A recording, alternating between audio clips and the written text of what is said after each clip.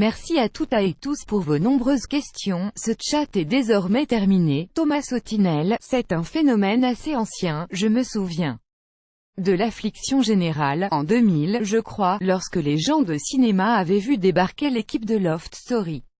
Cannes est une manifestation, artistique, industrielle, et mondaine, parfois politique.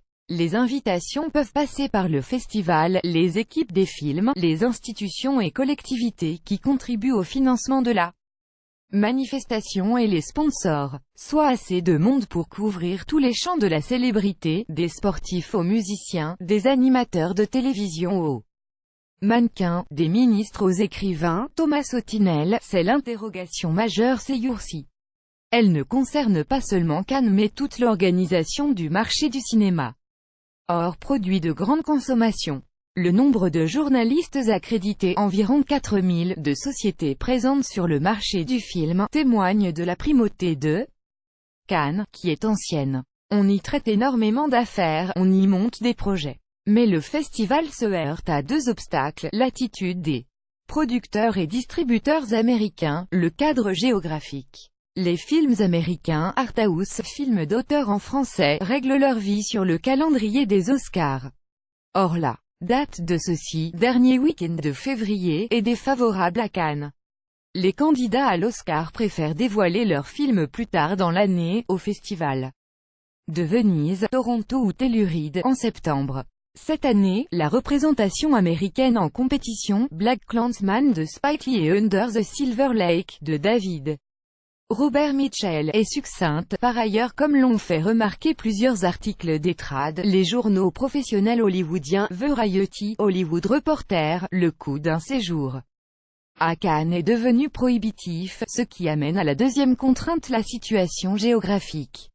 Cannes procède d'une conception des festivals qui date des années 1930. On amenait des vedettes dans une station balnéaire pour leur offrir un cadre digne de leurs attraits. Depuis, le modèle du festival urbain, inséré dans la vie d'une métropole comme Berlin ou Toronto, s'est développé. Le public assiste aux séances avec les équipes. Pour les professionnels, c'est un test grandeur nature du potentiel d'un film. Par ailleurs, les structures, hôtels, transports en commun, sont mieux à même de supporter la migration de toute une industrie. À Cannes, on attend l'ouverture d'un nouveau multiplex pour désengorger le palais des festivals qui ne suffit plus à répondre à la demande. Et encore moins d'accueillir un autre public que celui des professionnels. Bonjour, petite question personnelle, ne finit-on pas par se lasser de Cannes et de son festival quand on l'a couvert, comme vous, des dizaines de fois? Thomas Sautinel, EUHHHH. Il arrive que les petites misères quotidiennes, le manque de sommeil, les conditions de sécurité drastiques, le rapport qualité-prix de l'alimentation, finissent par entamer la patience. Le seul antidote connu est la qualité des films. S'ils sont beaux, le festival l'est aussi. Thomas Sautinel, non, le système d'accréditation n'a pas changé.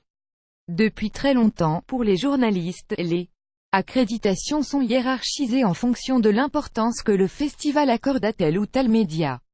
Cette hiérarchie se traduit par la couleur des badges de presse, de jaune, qui ne garantit pas de pouvoir voir les films, à blanc, qui donne un accès prioritaire. Ce qui change cette année, c'est l'horaire des projections de presse. Afin d'éviter que des équipes arrivent le soir sur le tapis rouge en ayant appris que leur film a été mal accueilli par les journalistes, ceux-ci verront les films de la compétition en même temps, pour les films de 19h, ou après, pour les films de 22h dont la projection de presse sera organisée le lendemain à 8h30, que les projections de gala. Nous, la rubrique Cinéma du Monde, espérons que ces nouvelles contraintes ne retarderont pas trop la mise en ligne et la parution de nos comptes rendus et critiques. Thomas Sautinel. Jusqu'à cette année, elle commençait par la projection de presse du film de 8h30, qui était ensuite montré en séance de gala à 19h. Pendant la journée, deux autres projections, un certain regard, quinzaine, des entretiens, commençaient à écrire certains papiers. Ensuite, vers 19h, projection du second film en compétition, projeté le lendemain en deuxième partie de soirée. Ensuite finir d'écrire. Et si on est vraiment courageux, ou plutôt jeune et inconscient, on ressort faire la fête. Mais tout ceci n'est qu'un souvenir puisque cette année, tout va changer. Thomas Sautinel, oui, l'effet Palme d'Or existe. En France, en tout cas. Et si une Palme d'Or ne déplace pas les foules, il faut se dire que sans cette récompense, le film aurait attiré encore moins de spectateurs. L'exemple le plus extrême est Oncle Boonmi, celui qui se souvenait de ses vies antérieures, du Thaïlandais Aphisatpong Weerasethakul, qui a reçu la Palme d'Or des mains d'un jury présidé par Tim Burton en 2010, le film, qui n'est pas un récit simple, qui repose sur un univers spirituel bouddhiste étranger à la plupart des spectateurs, a attiré environ 125 000 spectateurs à sa sortie en France, c'est peu pour une Palme d'Or. Mais c'est beaucoup plus que les autres films du même auteur, j'ai déjà cité l'exemple de Moi Daniel Blake, près d'1 million d'entrées. L'an passé, The Square, de Ruben Östlund, film plutôt long et pas toujours plaisant, même s'il était souvent drôle, a réuni 400 000 spectateurs.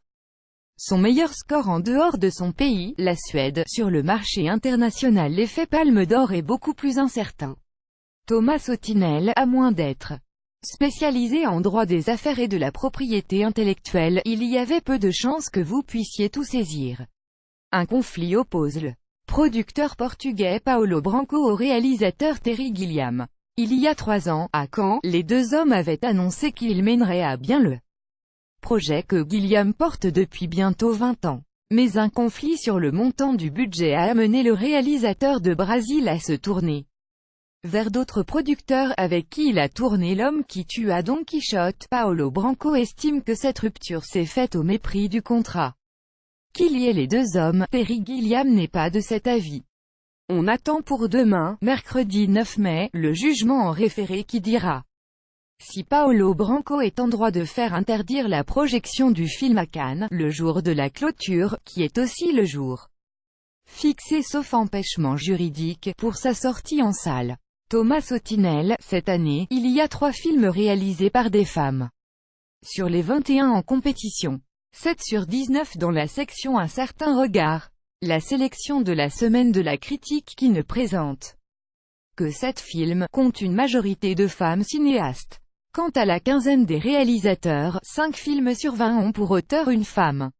Thomas Sautinel, il est difficile de répondre avant d'avoir vu les films.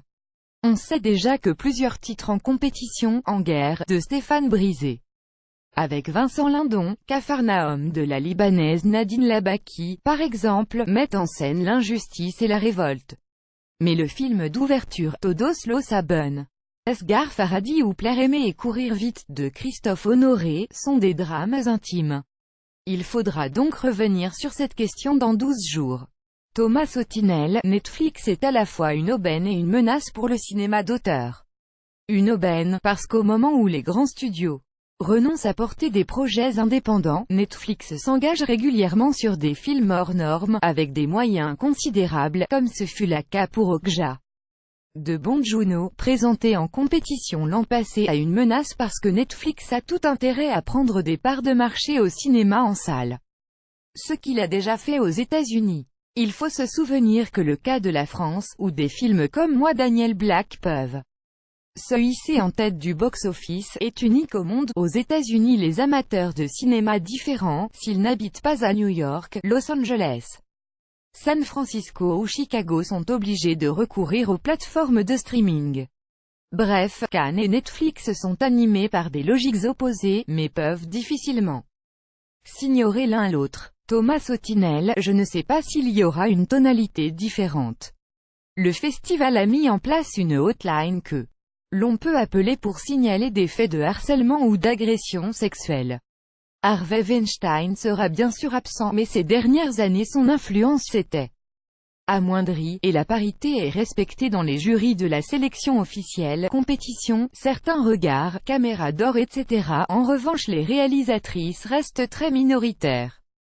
Dans les sélections, le protocole reste très genré, femmes en robe du soir, hommes en smoking.